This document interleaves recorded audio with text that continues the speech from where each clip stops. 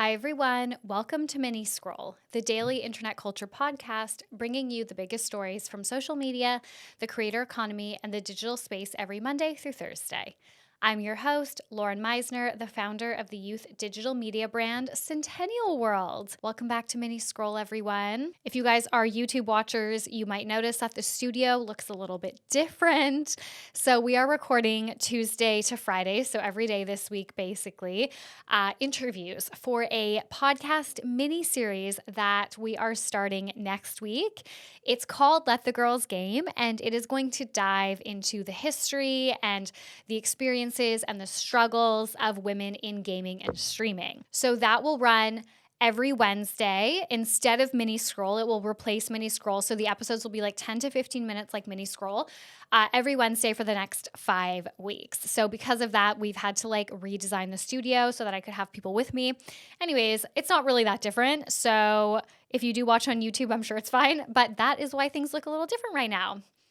This is my third podcast episode that I've recorded today alone. My full-time job is podcast right now, just like Ken's was beach. Mine is podcast. I'm recording 10 episodes this week. That's just like how it all happened, and it all happened really, really quickly. So I'm feeling a bit overwhelmed. I'm feeling a bit unwell. I have not been sleeping. You guys know sleep is like my most important thing, but it's a thing that I struggle with like literally the most when I'm stressed. So, I mean, that's probably why it's the most important thing to me. So anyways, I am so tired. I am just like pushing through, but I'm so happy because like the 2 episodes that I recorded earlier today were like interviews or like bigger episodes with different people. And it's so nice to just be sitting here by myself with you guys, just chatting and talking you through the biggest stories on the internet today. All right, I have 2 stories for you guys. It was a bit of a light news day. I struggled a little bit to find these stories, but the first story that I have for you guys, I feel like this is like my moment. Like I feel like my entire career has led to this. Trisha Paytas was interviewed by British Vogue. Digest that for a minute. I'm obsessed. I mean, if you guys listen to this podcast, you know, no matter how problematic Trisha Paytas has been over her career, and she has been highly problematic, I have been there. I have been watching her for like 14 years now. I discovered her when I was at university in one of my first years, and I was just hooked ever since. And even through her most like tumultuous years and challenging years to be a fan, I stuck it through because I truly believe, I feel like this is maybe a hot take, I believe Trisha Paytas is a very good person at her core. I think she's done a lot of very bad things, and it has hurt a lot of people. So I am absolutely by no means discrediting that. And, we did a whole deep dive on her controversies, and it was 2 full episodes. I think that was in season 3. So I am aware, but at the same time, she is my problematic queen. I have been like a Trisha Paytas apologist for so long, and I am just so excited and proud of her. I'm sad this didn't come with like a photo shoot. That would have been so sick. Imagine she got a British Vogue photo shoot. Like, I don't even know what they would do with her. I would be dying to see that. But it is an interview. It's very cool. And I think she probably has given birth to Elvis because she is posting drafts on her TikTok. And then people are commenting saying like, oh my God, this is a draft. Does that mean Elvis is here? And she's liking those comments. I kind of think the next time we will see Trisha will possibly be in like some type of People exclusive announcing Elvis. She's just so like famous and popular right now. And I feel like this is the time for that. Like, I think she actually would get that opportunity with this baby this time around. Anyways, that's not really the point of this. So excited to see this interview. It is very short. It's like a back and forth transcription, but I wanted to read 3 quotes or like talk about 3 things in the interview. Okay, the first is like the quickest little thing ever, but I was just dying. She called herself mother to the internet. She said, I'm mother to the internet. Love that. I just had to mention that. Okay. The next thing, the actual true like story of this and the crux of the article, to be fair, the like pull quote was that she has spent over $12 million in her career making videos and like producing content. So she said, I was making really good money from 2015, so I would spend it all on production for movie recreation. I never saved before 2020, really. Over the course of 10 years, I've spent over $12 million. That is so wild. Queen. I mean, make good financial decisions. That's going to come up at the bottom. Like, when you post a TikTok and there's any like conversation at all about money and it says like, make smart financial decisions or whatever, that is absolutely going to be the warning on this video. Okay, she also said in terms of like her music video, because her music career obviously is like the thing that she talks about how she's like the most proud of, and it was all self-funded. So she says, I haven't trolled in over a decade. My favorite songs are Freaky and I Love You, Jesus, as in her favorite songs that she released. I love Freaky. I also love I Love You, Jesus, because it's like funny. I genuinely want to become a pop star, and I hope that I get signed on Broadway every time I share a video. I spend upwards of $500,000 a year on costumes and wigs for these, so it's a really expensive passion. I think there is a very high possibility that after especially saying like every time I share a video like this, I hope I get signed to Broadway, being in British Vogue and saying that, putting that out into the world, I think there's a high possibility that Trisha will get asked to play a part on Broadway. Imagine her as Roxy Hart. They always let celebrities be Roxy Hart, and even internet celebrities. Like, she deserves it. That would be so incredibly important to me. If Trisha Paytas went on Broadway, I would immediately book tickets, and it would be a business expense. Because I would have to. I'd have to be there. I'd be vlogging. I'd be podcasting. That would be freaking iconic. Please, please. Anybody that has any connections to Broadway, you need to send this podcast to them, this interview to them, and you need to get her on Broadway. Give her some time to recover from giving birth, but then Broadway.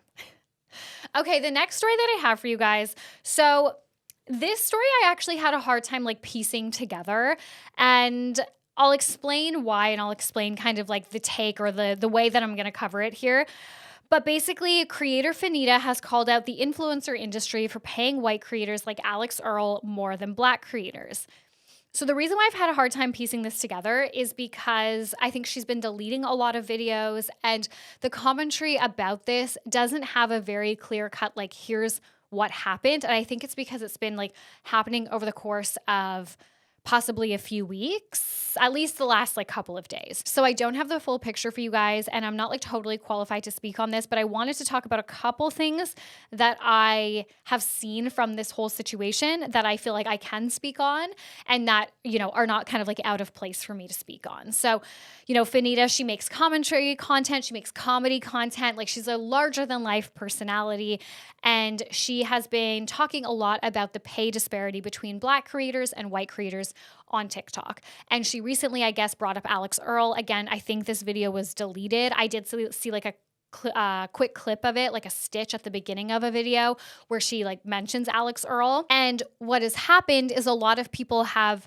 kind of gone in and like called her out for bringing up Alix Earle, because I guess they're saying like the reason why, she's making more money is because she's a lifestyle influencer, and it's more of a risk for brands to work with comedy or commentary influencers or creators as opposed to lifestyle ones, which, I guess makes sense. Especially as a lifestyle influencer, I guess you can, say like, this is what I'm wearing today. This is the makeup I'm using. Like, it's so easy for brands to like slot their content in or their products in, and it's easy for them to work with, I guess, lifestyle creators. I'm not a lifestyle creator, so like, I don't know. I'm obviously commentary if you're thinking about the bigger brand picture, but it's easier for them as well because there's much less of a risk that they will say anything controversial or whatever.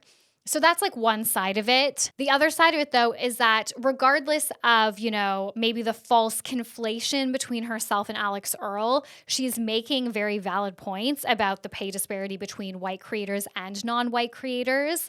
So I have a stat here, and I actually think this is one of the most recently published stats in terms of like publicly available stats. I'm sure there's other stuff in academic journals that you have to, subscribe to or pay for. But as far as I could find, in December 2021, so again, that's 3 years ago now, influencer education platform, the Influencer League, and PR agency MSLUS released a study that found that black creators on average made 35% less than white creators.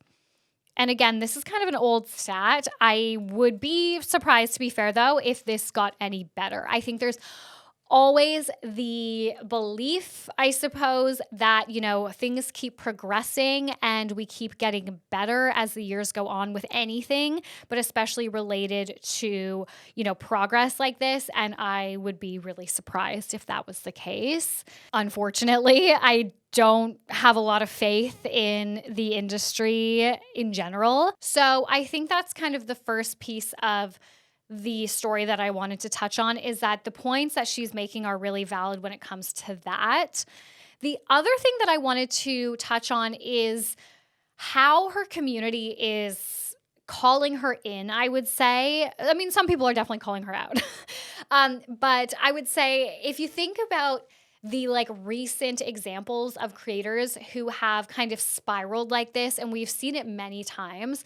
The example that comes to mind for me is Gabby Hanna, because that was only about a year ago. And Gabby's, in my opinion, was much more extreme, or it ended up being much more extreme than what is currently going on with Fannita. I watched this video of Fannita and it was really emotional and sad, and she's deleted it, but it was a re-upload and somebody re-uploaded it, and it was her talking about, I guess, why she's posting the way she's posting recently and acting the way she's acting online. And she talks about so many different things going on in her life and how difficult the last few months have been for her. And she's had major weight loss surgery. She's in, pain from that. Her uncle passed away. She lost a really big romantic relationship in her life. There's just been a lot going on.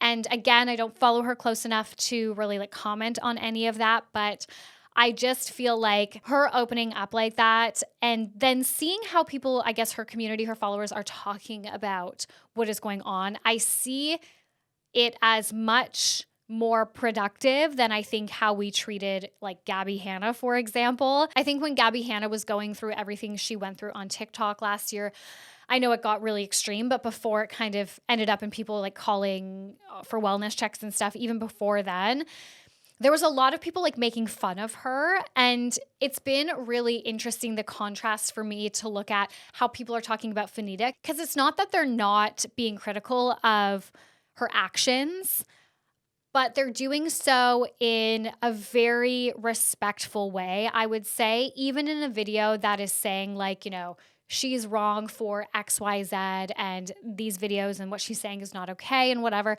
It's always done in such a respectful way. It's done in a way that is almost analyzing what could be going on with her based on, I guess, her life and what we know of her and her recent experiences with weight loss surgery and all this stuff. It's been very interesting to see the contrast, and I think it's a very positive change.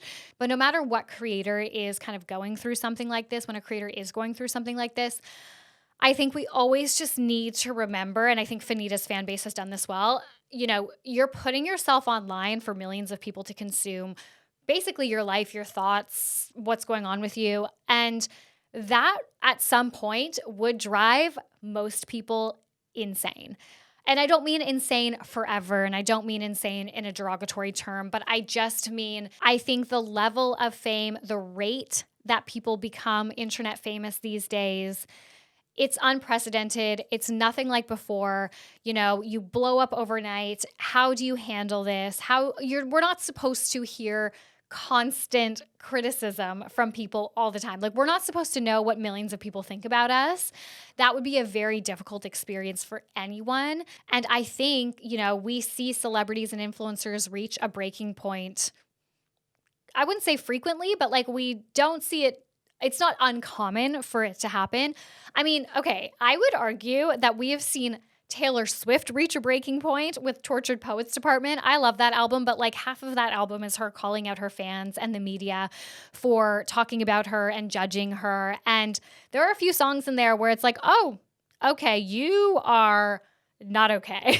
You're in a bit of an unwell era right now. So I think everybody expresses it a little bit differently. Again, I don't know enough about Fannita to speak on kind of what she is going through specifically, but I think when we look at creators who are in crisis and who are posting this all the time online, that's all they know. So they're going to post what they're thinking and feeling online, and they're going to get defensive, and it's going to be a difficult thing to watch. And I do think Fannita's fan base, from what I have seen, at least for the most part, people being like quite respectful and trying to, I guess, add their 2 cents on why they think this is happening, as opposed to just like making fun of her or being really hypercritical of her, which is nice to see.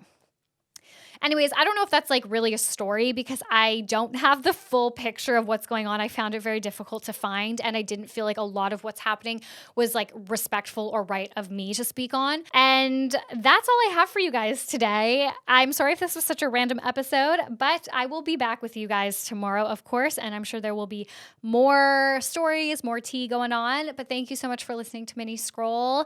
I love you guys so much. Please rate, review, and subscribe. I've actually gotten so many nice reviews lately. I haven't read them yet on the big episodes. I'll read them, I think, this Friday, so it'll go up next Friday.